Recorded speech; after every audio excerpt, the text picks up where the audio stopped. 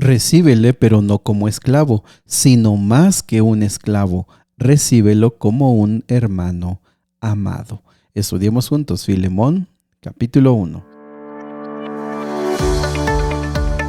Nuevamente bienvenidos amigos, amigas a Momentos de Esperanza. Es momento de abrir la Biblia, es momento de orar, es momento de poner nuestras preocupaciones en las manos de Dios y pedirle que nos dé la paz, la esperanza y el gozo que tanto nosotros necesitamos. ¿Vale? Muy bien, pues vamos al capítulo de hoy. El capítulo de hoy es muy interesante, es una carta pequeña, solamente 25 versículos, es un solo capítulo y fue escrita por Pablo desde su primera ocasión que estuvo preso allá en Roma. Esta carta va dirigida a Filemón, una persona de Colosas. De hecho, se considera que cuando se mandó la carta a los colosenses, también se mandó esta otra carta. Esta carta es una carta muy personal, con un mensaje así personal, no tiene elementos doctrinales. Sin embargo, tiene bastante del perdón, de la gracia de Dios y también de la paz que se debe de tener en la casa del Señor. Muy bien, del versículo 1 y versículo 2 están los saludos. Como se dice aquí, esta carta es de Pablo junto con Timoteo para Filemón y su esposa que era Apia. También del versículo 4 al versículo número 7 se deja ver cómo Filemón y Pablo desarrollaron una amistad muy profunda. Se piensa que en esa vez que Pablo predicó allá en Colosas, seguramente tuvieron una amistad muy profunda. Filemón se considera que era un hombre de cierta capacidad económica, de ciertas riquezas, ya que tenía esclavos. Y también se deja ver que este hombre no solamente aceptó el evangelio, sino que creció en todos los aspectos espirituales. Llegó a ser un hombre maduro en la fe. Y en esta, pues desarrolló también una amistad muy profunda con Pablo. Muy bien. Ahora en el versículo número 8 se deja ver la razón de esta carta y dice, mira, aunque tengo mucha libertad en Cristo para mandarte lo que conviene, más bien te ruego por amor, siendo como soy, Pablo, ya anciano y además prisionero de Jesucristo. Fíjate cómo Pablo deja claro que hay ocasiones en las que uno puede ejercer su autoridad. Y en este caso él podría, como anciano, como su pastor, como su líder y como su amigo, le podía haber dicho, mira, haz esto porque te lo estoy pidiendo y va a hacerse así. Y sabes que en muchas de nuestras relaciones a veces abusamos de esa autoridad o a veces basamos esa amistad o esa relación en la autoridad. Sin embargo, Pablo nos deja claro que no siempre es lo más conveniente, que es bueno también tener una relación de amistad profunda y que a través de eso podamos trabajar. Versículo número 10 le presenta la petición, te ruego por mi hijo Onésimo, a quien engendré en mis prisiones, el cual en otro tiempo te fue útil, pero ahora a ti y a mí nos es útil. Bueno, el punto es que Onésimo era un esclavo. Y en ese tiempo las leyes sobre la esclavitud eran muy fuertes, muy severas, debido a que había mucha gente en esta situación de esclavitud. Tenían pocos derechos y eso sí, tenían muchos castigos. Entonces, Onésimo escapa y también se entiende que robó, que se llevó algunas cosas, que dañó el patrimonio de Filemón. Así que Onésimo, algunos consideran una o dos posibilidades, es que ya sea que Onésimo cuando estaba con Filemón allá en Colosas, escuchó el evangelio, escuchó el mensaje, esa pudo haber sido una opción y que cuando llegó a Roma huyendo, pues como que se arrepintió, como que su conciencia lo llevó a ir a Pablo para encontrar pues paz a su corazón. U otro puede haber sido que él nunca había conocido el evangelio y cuando llegó a Roma pues lo conoció a través de Pablo. Cualquiera sea la situación, queda bien claro que Onésimo tuvo una conversión muy profunda, tuvo una conversión real, tanto que él se dedicó a servir a Pablo, a ayudar a Pablo en ese momento de sus prisiones y esa dificultad tan severa que tenían. Entonces Pablo le dice, ¿sabes qué? está bien, tú te has arrepentido, pero hay que arreglar las cosas.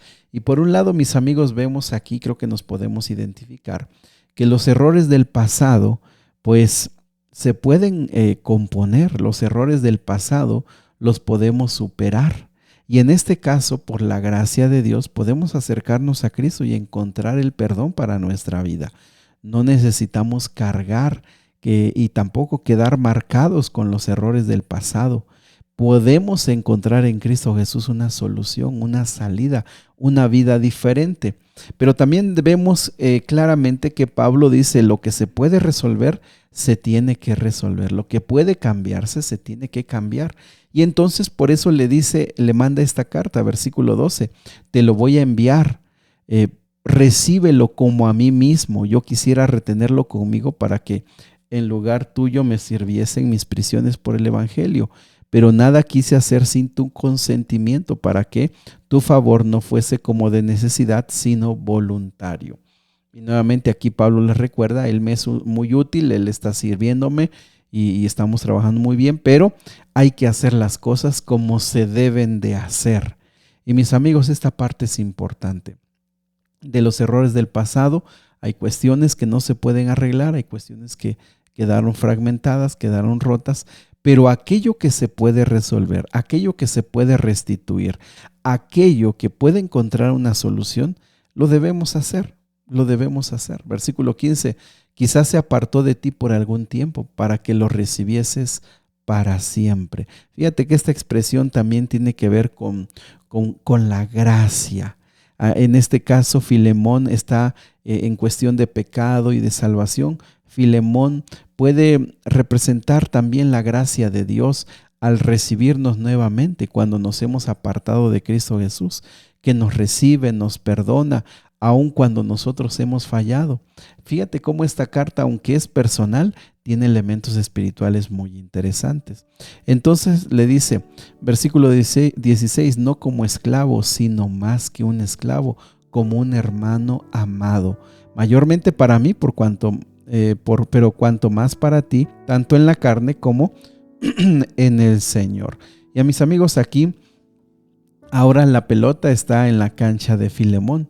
Filemón había perdido un esclavo, había perdido a alguien que le robó, había perdido a una persona que se portó mal y que se fue. Y ahora se le está pidiendo: ¿sabes qué? Perdónalo. Él fue un ladrón, él huyó, él hizo algo indebido, de acuerdo a las leyes de ese tiempo. Pero ahora ya no quiero que lo veas como un esclavo, quiero que lo veas como un hermano muy entrañable. Es más, recíbelo como a mí mismo. Y apreciados amigos, aquí vemos representada la gracia que Dios nos pide que tengamos. Cuando nosotros hemos sido lastimados, ofendidos o dañados por alguien, imagínate que el Señor nos dice: ese que te dañó, ese que te causó mal, perdónalo. Es más, recíbelo como si tú me estuvieras recibiendo a mí. Y apreciados amigos, esto es un desafío. Por eso es que es una carta muy pequeña, pero a la vez es muy profunda y muy desafiante. Perdonar a aquel que te causó daño, perdonar a aquel que hizo algo contra ti, no es sencillo. Pero aquí está la clave: recíbelo como a mí. Jesús dijo: si alguien recibe a estos pequeñitos como si me recibiera a mí, este hombre realmente ha entendido el plan de la salvación. Ahora dice el versículo número 18: si en algo te dañó o te debe, ponlo a mi cuenta. Fíjate que esta expresión por mucho tiempo se ha entendido como una expresión de la salvación, porque lo que nosotros le debemos a Cristo Jesús, el Señor dice: ponlo a mi cuenta, yo lo voy a pagar. Y Él lo pagó en la cruz del Calvario. Sí, hermano, versículo 20: si tenga yo algún provecho en ti, en el Señor, conforta mi corazón en el Señor. Te escribo esto confiando en tu obediencia, sabiendo que harás aún más de lo que te pido. Prepárame alojamiento porque espero que por vuestras oraciones os será concedido. Apreciados amigos, esta carta nos desafía para perdonar a aquellos que nos han dañado. Esta carta nos desafía a entender que el pasado no nos define, que puede ser diferente el futuro. Esta carta nos desafía también a que como personas podamos interceder y podamos lograr la paz en aquellos que están divididos. Querido Padre Celestial, tú sabes nuestro pasado y sabes si el pasado nos ha encadenado, si el pasado nos tiene presos, si el pasado nos tiene llenos de remordimientos y de cargas. Tú sabes también si en el pasado fuimos ofendidos, lastimados, y hoy tú nos pones el desafío de perdonar y de olvidar. Por favor, quédate con nosotros hoy. Quédate en nosotros en casa. Por favor, protege nuestra familia. Cuida, Señor, de aquellos que nosotros amamos y que tu presencia esté a nuestro lado. Te lo pedimos en Jesús. Amén. Que Dios te bendiga. Sigue abriendo tu corazón al Señor. El Señor quiere escucharte.